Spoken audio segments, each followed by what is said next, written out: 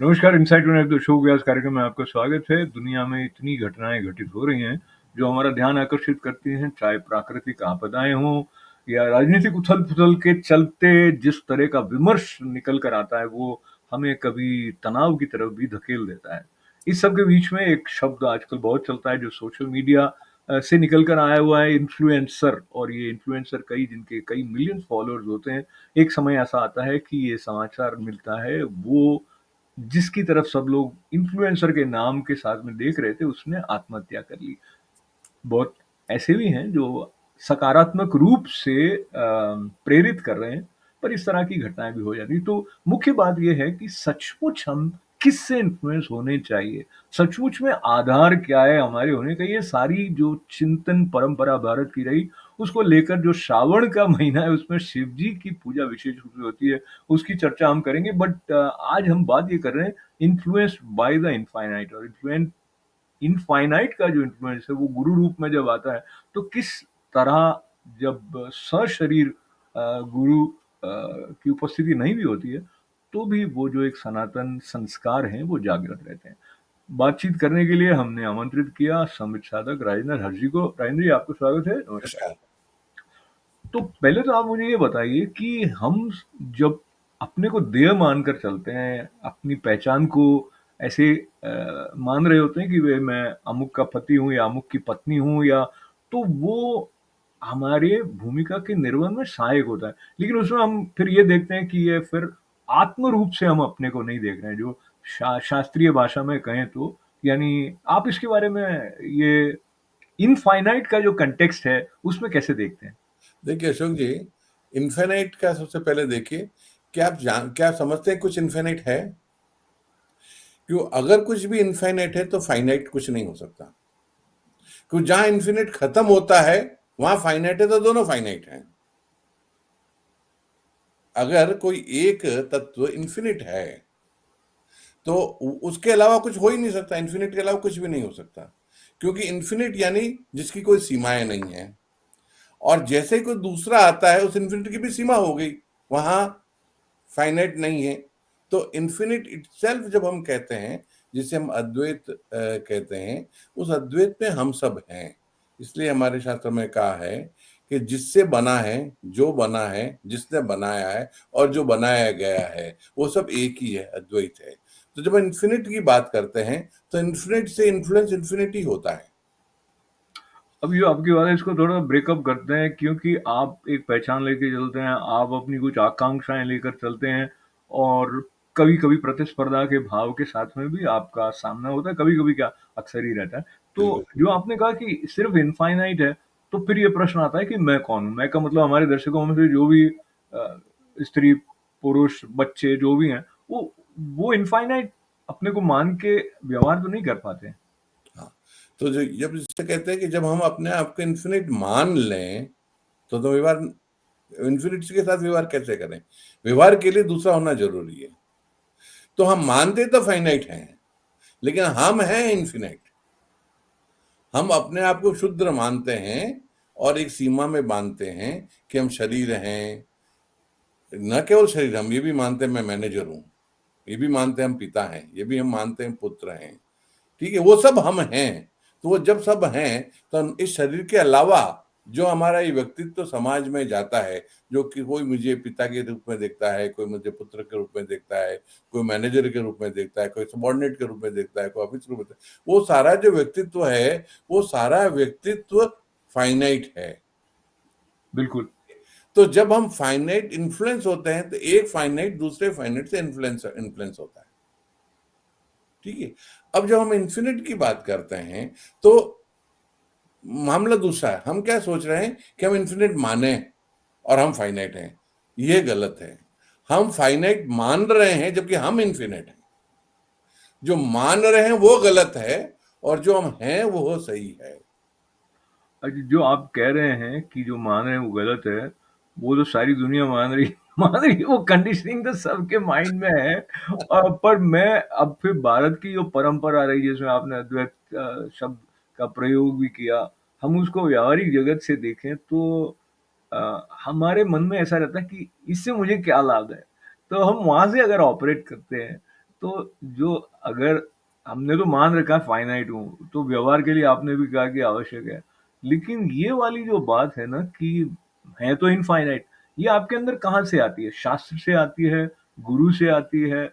उसका थोड़ा-सा क्या ओरिजिन है? हाँ, और एक बात जोड़ दीजिए, और कन्विक्शन के साथ कहने वाले लोग बहुत कम होंगे इस बात को। ऊपरी तौर पर कह सकेंगे, तो इसके बारे में आप क्या कहेंगे? तो ये प्रश्न सबसे पहले ऋषियों ने उठाया। शुरुआत में जब हमारी ये मानव संस्कृति शुरू हुई, तो भारत में ऋषियों ने साइंटिस्ट जैसे प्रश्न उठाया, मैं कौन हूँ? ये प्रश्न उन्होंने उठाया। तो जब उन्होंने प्रश्न उठाया तो उन्होंने पूछा, क्या मैं शरीर हूँ? तो शरीर में क्या मैं हाथ हूँ? तो हाथ कटने के बाद में भी मैं रहता हूँ, पैर कटने के बाद में भी मैं रहता हूँ, मेरा दिमाग चला जाए फिर भी मैं रहता हूँ। और जब मैं बच्चा था, जब पैदा हुआ तो एक छोटा-सा था, उसमें, और जो आज बड़ा हुआ हूँ, पूरा बदल गया शरीर। वो शरीर जो मेरे साथ में था उस समय और वो जो शरीर जो आज है वो डिफरेंट है।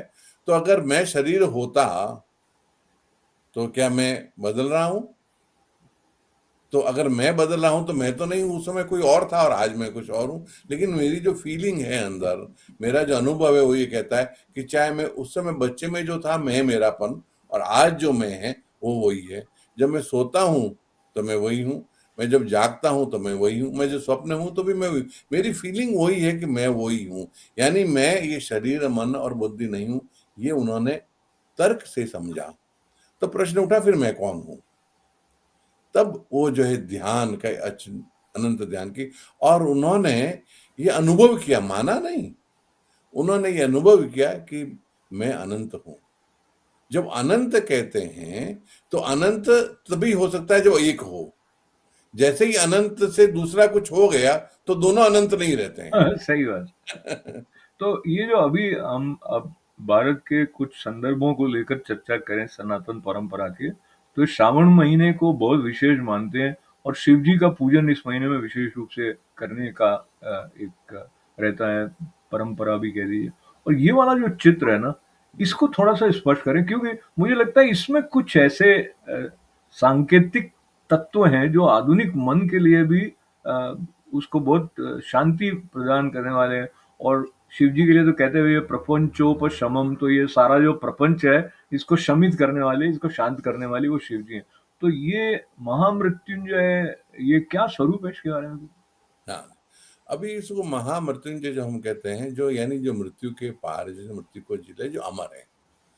अमर वही हो सकता है जो काल से परे है।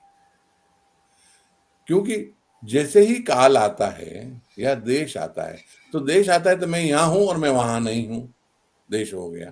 काल मतलब मैं कल था आज नहीं हूं, काल हो गया। तो इसलिए हम महामृत्युंजय जो कहते हैं वो एक साधना है जिससे हम उस अनंत तक पहुंचते हैं। अगर इसमें देखें आप, तो जो सारा जल है वो गंगा जी का जल वो नीचे आ रहा है, उसी जल को वो स्वयं ले रहे हैं और स्वयं का ही अभिषेक कर रहे हैं। यानी वो कह रहे हैं कि मैं स्वयं हूं, मेरे अलावा कोई नहीं।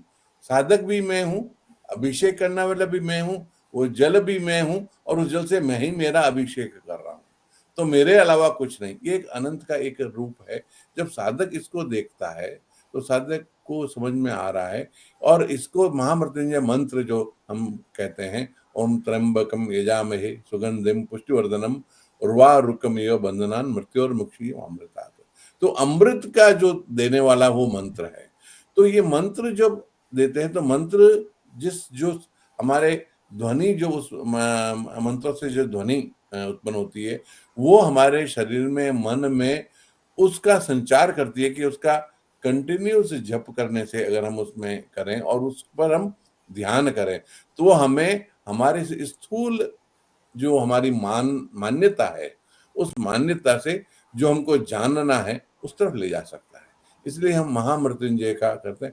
इसको सांसारिक रूप में लोग यूज करते हैं जब बहुत बीमार हो जाते हैं, तो बीमारी को दूर करने में, क्योंकि उनके लिए अमृत ही है कि स्वास्थ्य अमृत है।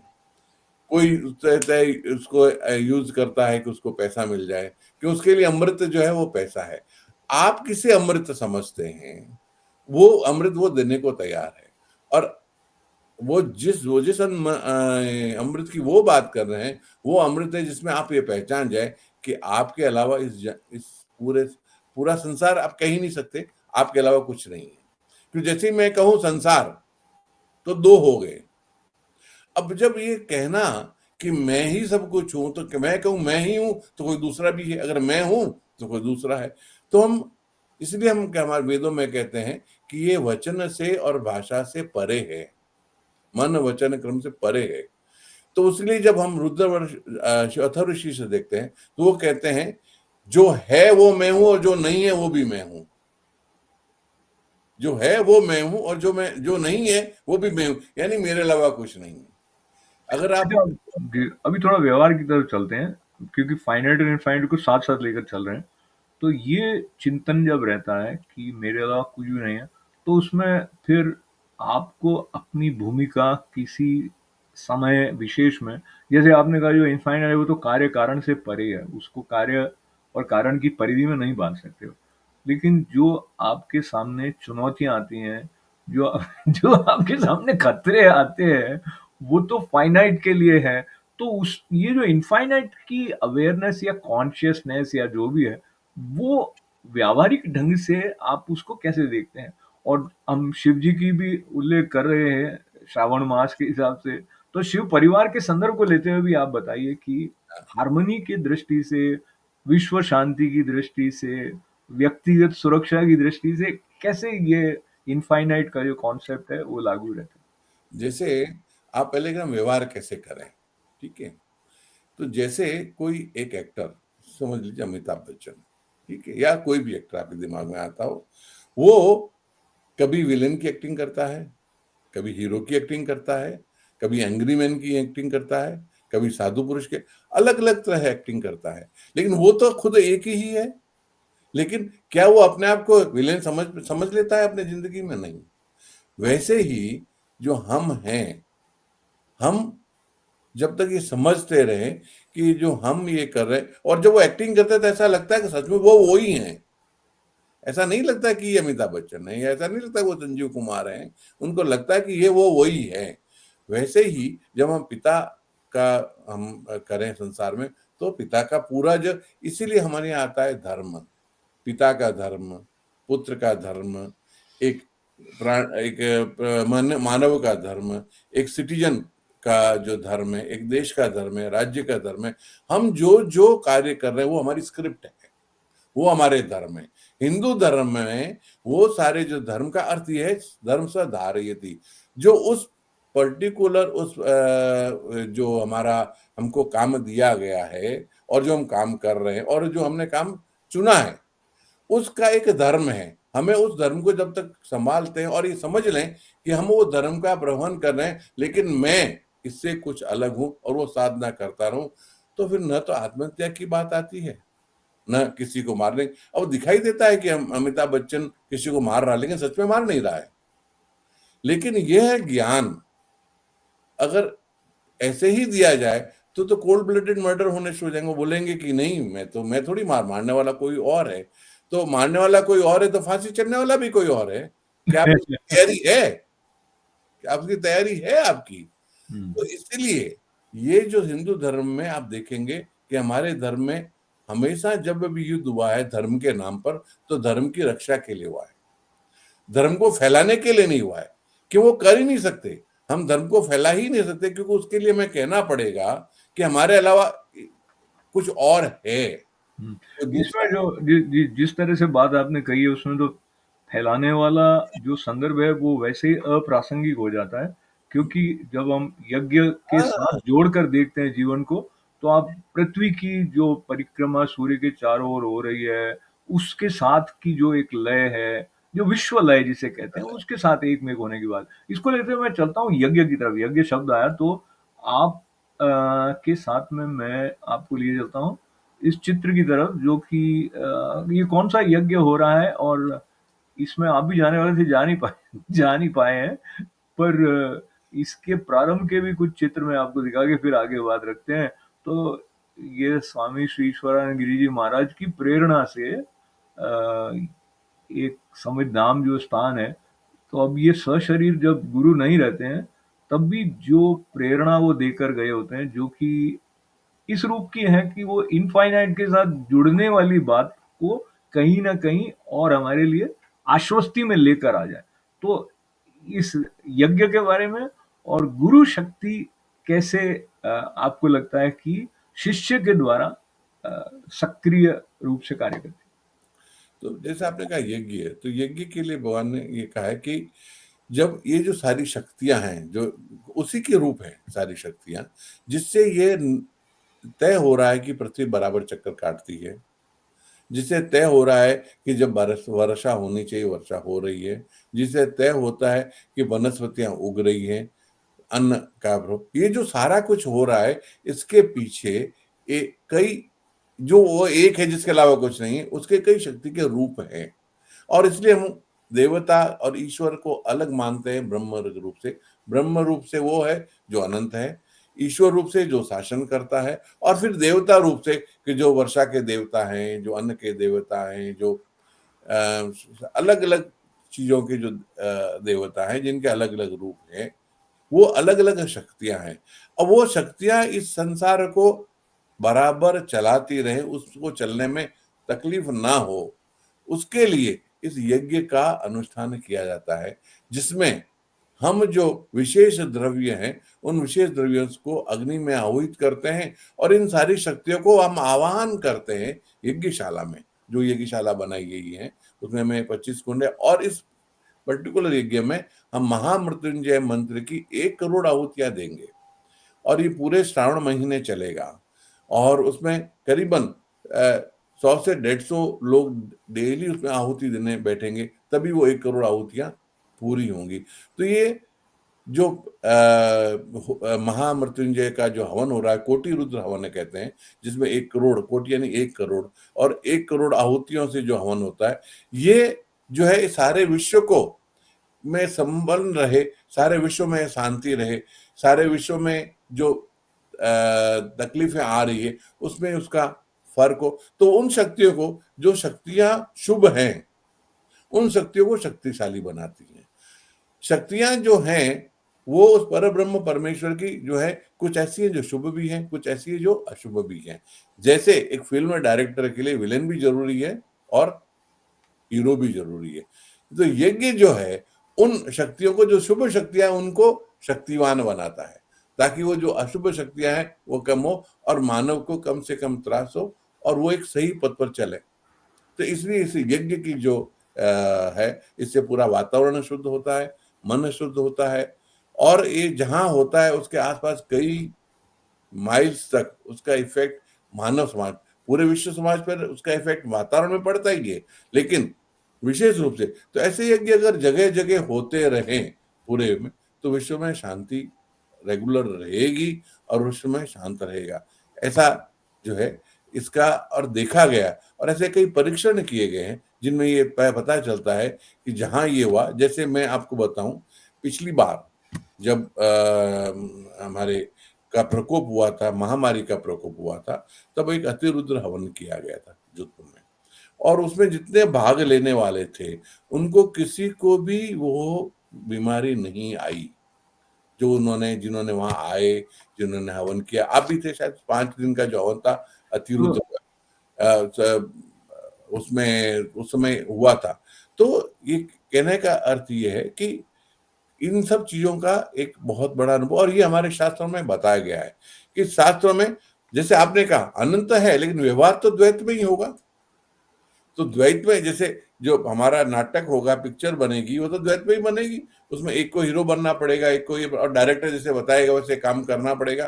तो वैसे ही अगर हम चाहते हैं सब कुछ अच्छा अच्छा दिखाई दे, अच्छा बने, तो उसके लिए सारे साधन है, यज्ञ है, साधना है। तो देखिए, आप जिस तरह से बात कर रहे हैं, फिल्म का संदर्भ लेके आपने बहुत सारी बात को स्पष्ट करने की कोशिश की, जो मुझे लगता है माया और सत्य के संदर्भ की तरफ भी ले जाती हुई, जो दिख रहा है वही सत्य नहीं है, इससे परे का है, वो सारा एक संदर्भ आता है। लेकिन प्रश्न ये है कि जो वैज्ञानिक दृष्टिकोण है, उसको लेते हुए जिस तरह से मैं भी बड़ा होते हुए, तो इन सब बातों के पे ऐसे लगता था कि ये तो मतलब कुछ मतलब नहीं है। तो ये जो आश्वस्ति नहीं रहती है ना, तो बिना बिना श्रद्धा के वो करने में लोग आते भी नहीं है, और जो कर रहे हो तो उनको भी लगता है ये एਵੇਂ ही है, एਵੇਂ ही है।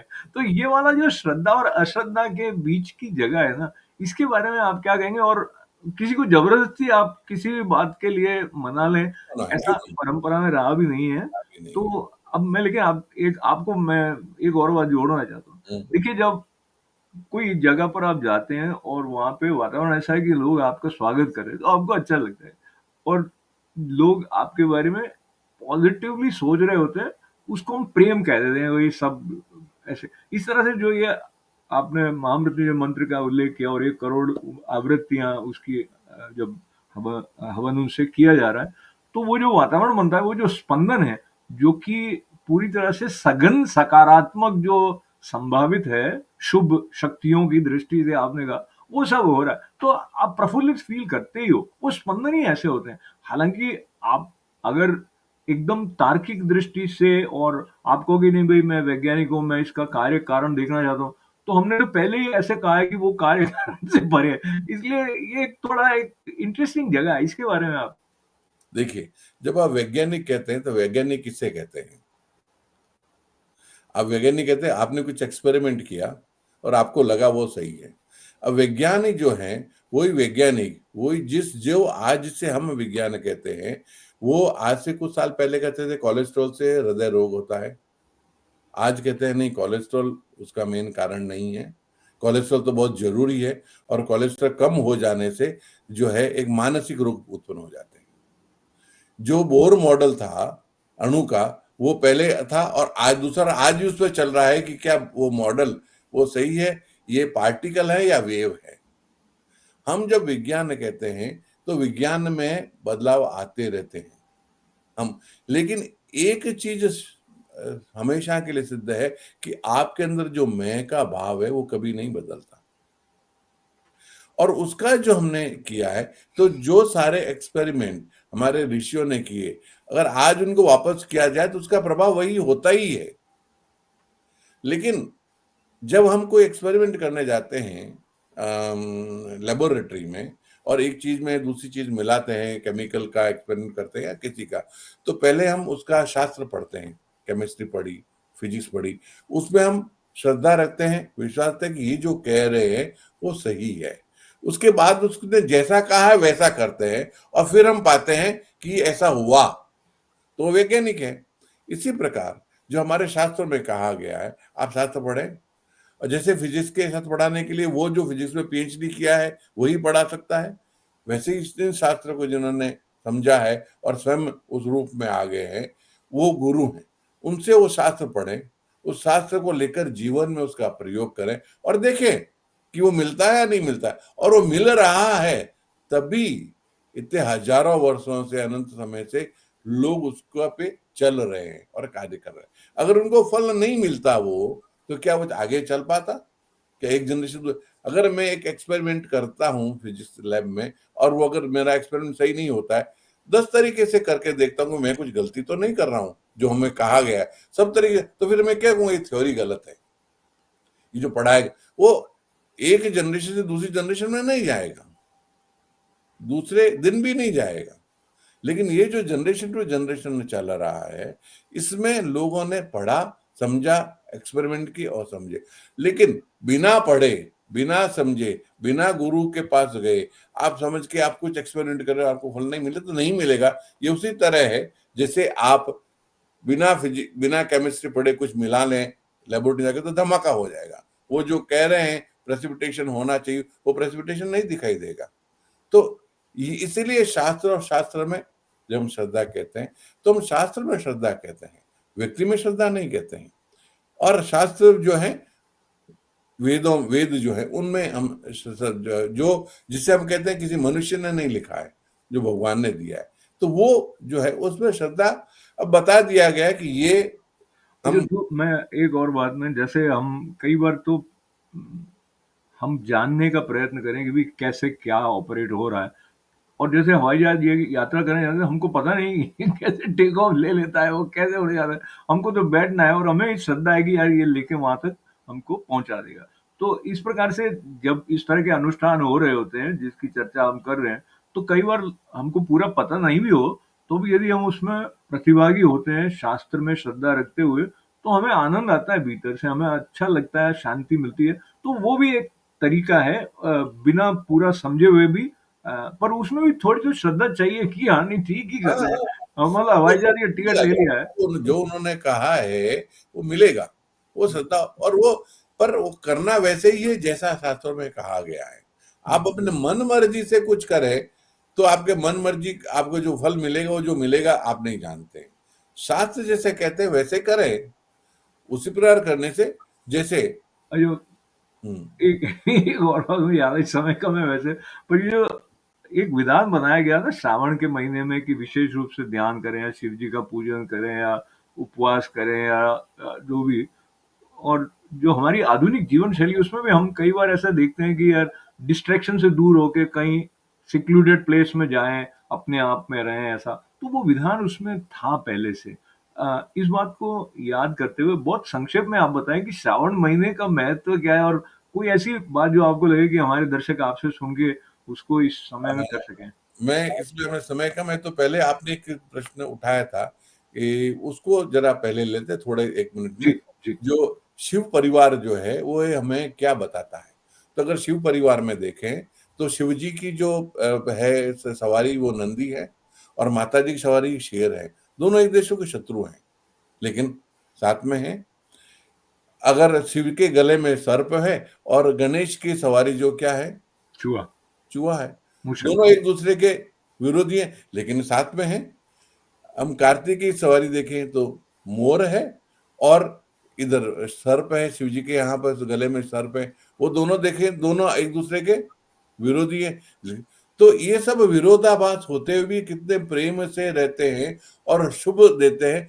खुद शुभ है और दूसरों को शुभ करते हैं।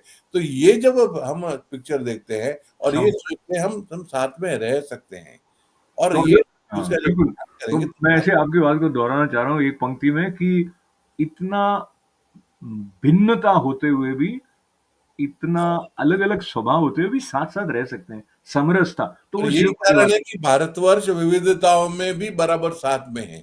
जबकि कई दूसरे देशों में देखेंगे तो एक से दूसरा पक्ष होती है, आपस में लड़ना शुरू हो जाता है और टूट जाते हैं। लेकिन भारतवर्ष आज भी साथ में, जिसमें सैकड़ों भाषाएँ हैं, कई संप्रदाय हैं, सैकड़ों संप्रदाय हैं। धर्म के नाम पर हम 2, 3, 4 बोल सकते हैं, पर सैकड़ों संप्रदाय हैं और करोड़ों देवता हैं जिनकी पूजा की जाती है। करोड़ों तरीके हैं, खान-पान बिल्कुल अलग है। जी, तो ये सारा इतना भारतवर्ष की जो विविधता और विशालता है, उसकी चर्चा के लिए और अधिक जो काल होना चाहिए वो हमारे पास है नहीं, तो बिल्कुल समापन की तरफ बढ़ रहे हैं। तो मैं आपकी तरफ से अगर ये निवेदन अपने दर्शकों को और अपने आप को भी करूँ कि ये ऐसा समय है जब हम अपने आप में समाहित हों, और अगर शिव में श्रद्धा है तो ओम नमः शिवाय का अधिकाधिक जाप करें, तो और कोई बहुत 30 सेकंड में आप जोड़ें तो? नहीं, सबसे इम्पोर्टेंट है कि जैसे हम चूंकि काल में हैं और देश में हैं, तो समय का प्रभाव होता है। जैसे कभी गर्मी लगती है, तो ये जो समय है श्रावण महीना, इसमें हम जितना ज़्यादा समय अपने स्पिरिचुअलिटी में लगा सके।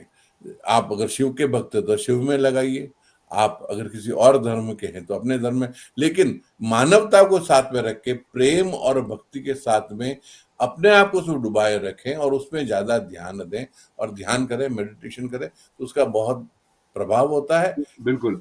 तो ये प्रभाव की बात ये है कि इन्फ्लुएंसर हमें कोई और नहीं बना के इनफाइनाइट को ही अपना इन्फ्लुएंसर बना लेंगे, तो बहुत दूर तक हमारी यात्रा ये यात्रा कल्याणकारी रहेगी। राजेश जी, आपको बहुत-बहुत आभार है, धन्यवाद है। आप सभी को मंगल अ कामनाएँ और हमारे साथ जुड़ने के लिए धन्यवाद। नमस्कार।